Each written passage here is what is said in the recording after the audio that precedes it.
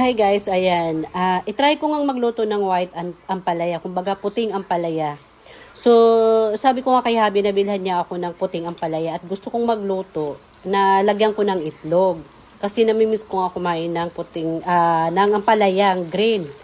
So, nagpabili nga ako sa kanya sa bayan. Sa bayan, wala ako sa Pilipinas, sa palengke pala, sorry. O, di ba?